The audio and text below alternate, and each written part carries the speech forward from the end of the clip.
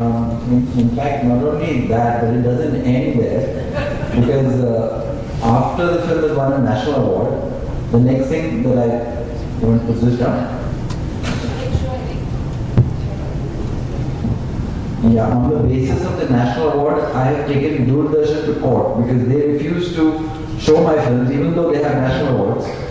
And in each of those cases also I won. So I won a total of 6 cases in the Mumbai High Court and 2 in the Supreme Court. So, out of 35 years of filmmaking, I think I've spent 20 of them in court. But anyway, before I begin, I just want to thank the CII and the CBFC for holding this seminar, because I think that while most of us, I think, would like to see a situation where censorship is completely done away with, we don't want the good to become the enemy of the best. So this kind of dialogue, I think, will help to maybe create a kind of liberal atmosphere in which the censor board can function better than it has done in the past. In the past, in not too distant past, people like us were treated as the enemy. We were Pakistan. We were basically, ideologically, the government that was in power a few years ago was ideologically opposed to everything that we produced. Because, at least in my case, many of my films were fighting communal virus. And you can imagine when people who belonged to that communal virus were in power, they saw to it that every film ran into trouble. I brought a CD with some of the cuts that were imposed, so you'll have an idea of what extent the censor board can go to when they decide that they don't like something. They're not even clear why they don't like it, but they've decided to impose cuts. So yeah, when we became independent, we inherited, I missed Ms. Samson's talk, so I might be repeating something you said, but basically the censor board we inherited from the British. And the British used the censor board to fight the independence movement. And to an extent, the Indian state also uses the censor board very often to fight any kind of dissent. Since I don't make fictional and commercial films, I'm not really here talking about the sex and violence kind of cuts that are imposed on commercial industry. I'm really talking about the political cuts that are imposed on the documentary cinema. And these in many ways are much harder to fight because everybody knows that in the commercial industry there is a kind of bargaining system, and there are touts who go and say, okay, give me 5,000 rupees, I'll get the certificate for you. Sometimes I think they shoot extra scenes so that some will be sacrificed at the censor board and the others will go through. But unfortunately, those who are making political documentaries don't have that luxury. We can't bargain because nobody will bargain on that basis. They're too scared of losing their jobs.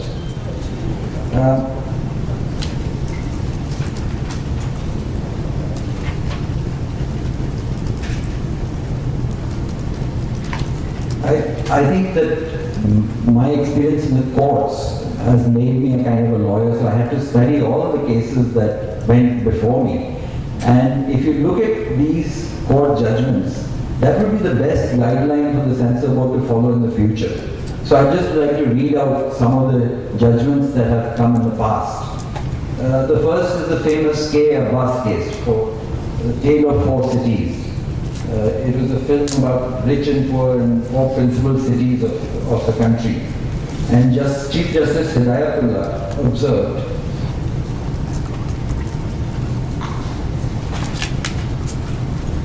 that our standards must not be so framed that we are not reduced to a level where the protection of the least capable, and most depraved amongst us determines what the morally healthy cannot view or read. Instead, the standards that we set for our censors must allow a vast area for creative art to interpret life and society with some of the foibles along with what is good. Then, this is a quotation from Ramesh versus Union of India, which was the Tamas case, Govind Nilani's Tamas. The judgment says the effect of words must be judged from the standards of reason. From the standards of reasonable, strong-minded, firm and courageous men, and not those of weak and vacillating minds, nor of those who scent danger in every hostile point of view. Judgment from Rangarajan versus Jagjeevan Ram. Freedom of expression, which is legitimate and constitutionally protected, cannot be held to ransom by an intolerant group of people. The fundamental freedom under Article 19(1)(a) can be reasonably restricted only for the purposes mentioned in Article 19(2), and the restriction must be justified on the angle of necessity and not on the quicksand of convenience or expediency. Open criticism of government policies and operations is not a ground for restricting expression. We must practice tolerance to the point to the views of others. Intolerance is as much dangerous to a democracy as to the person himself. Then, with the Bandit Queen case, I'm going to be short of time, so I'll read just a few relevant parts.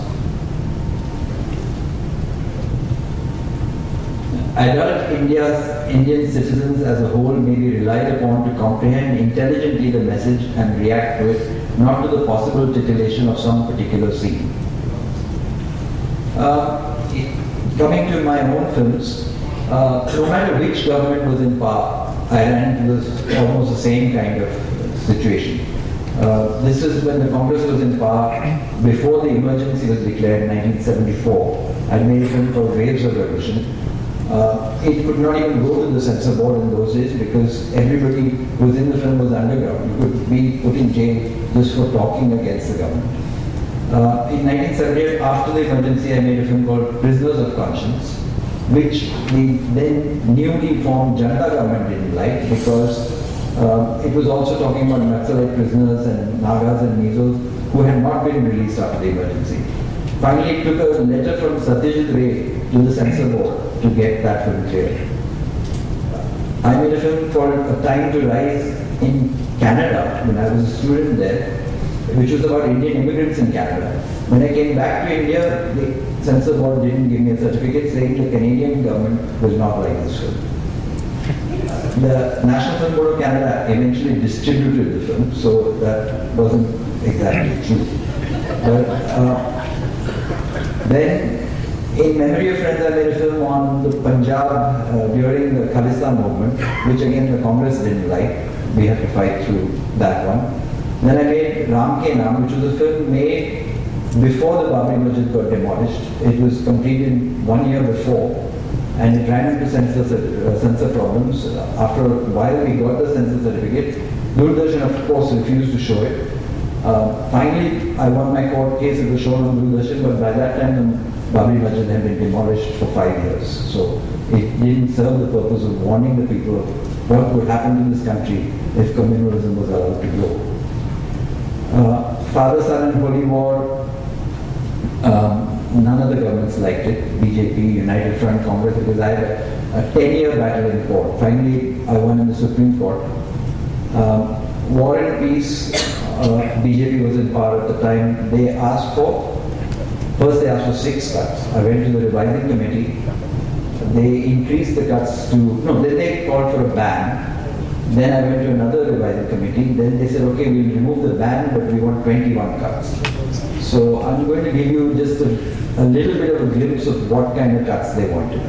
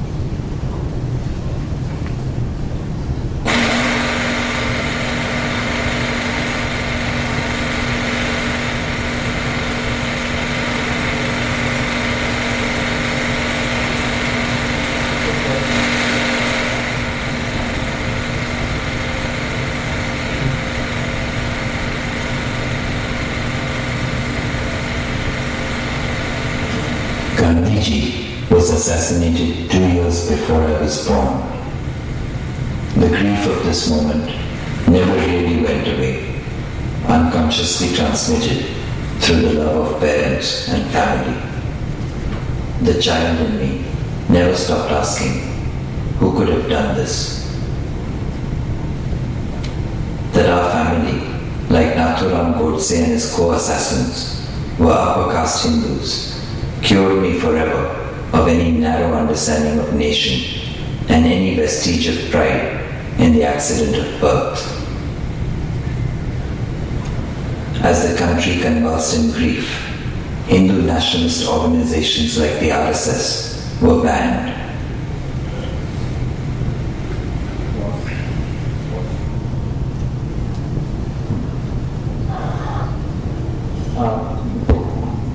So there they said that I'm being casteist by pointing out that Nathuram Godse was an upper caste Brahmin. And I was basically saying it because I'm also an upper caste Brahmin, so I was saying that, anyway, so that.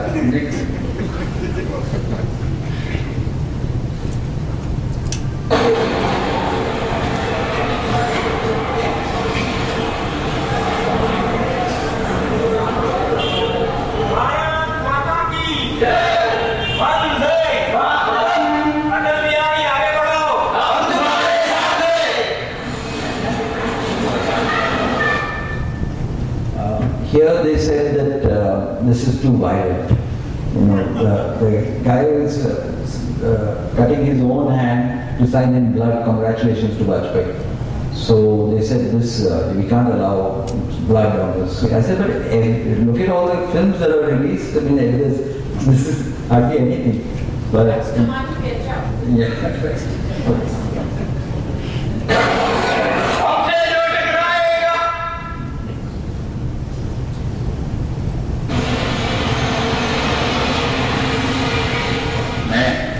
किसी बुज़दिल और अदालत पसंद कौम का नुमाइंदा नहीं।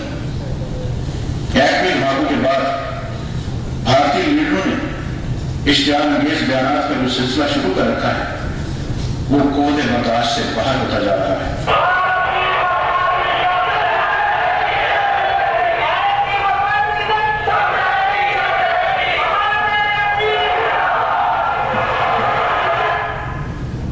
Here they said you can't burn the Indian flag. I said, but I didn't do it. This was being done in Pakistan. But anyway.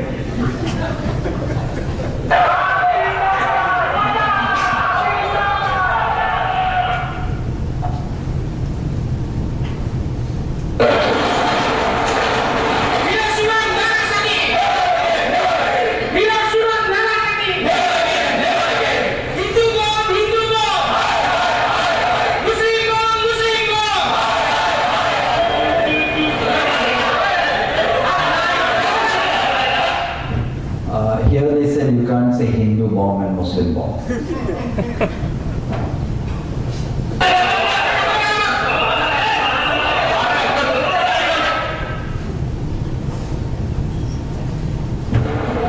With criticism against the bomb growing, the BJP invites the press to the launch of a music video.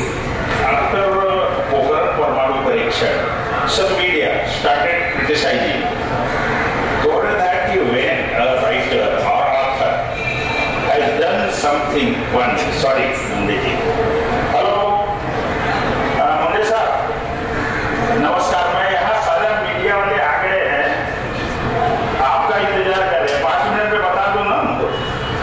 Thank you. I talked to Mundeji. He's coming.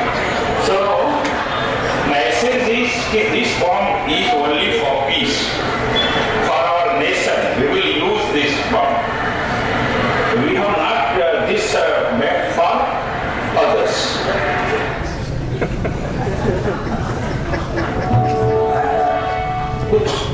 Actually, even I have forgotten what this is. I have it in my notes. But next. Yeah, eventually they got so frustrated that they gave me a cut which said remove all the politicians from the film. So that was an impossible to execute order, because then there would be no film at all. Every single politician had to be taken out.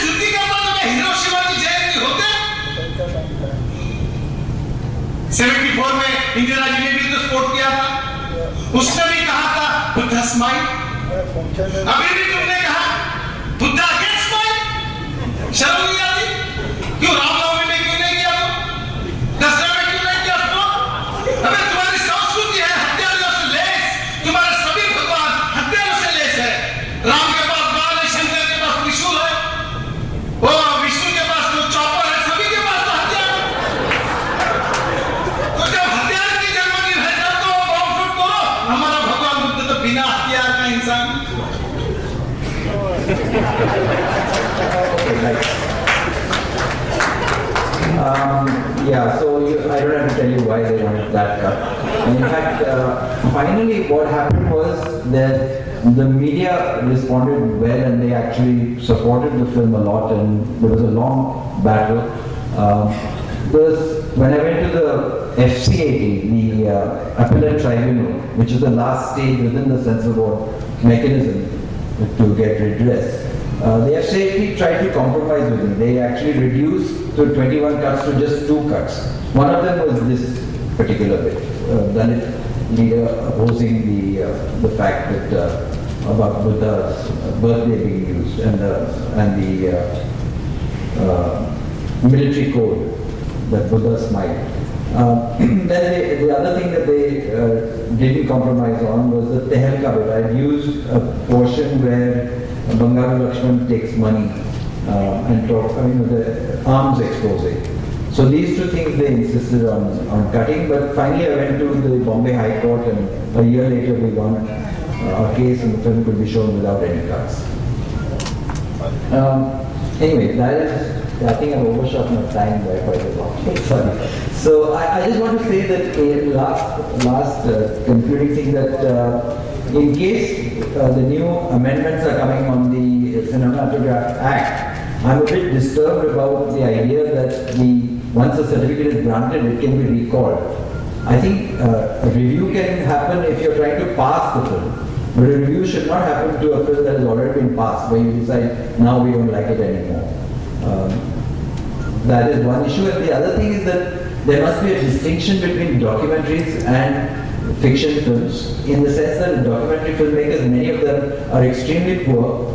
The kind of fees that are charged by the censor board are ridiculous. It's like 20,000 rupees for a documentary filmmaker. It's half the cost of his camera. Some of the cameras you can get for 40,000, which work pretty well.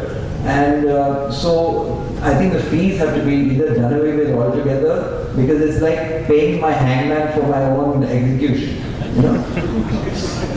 So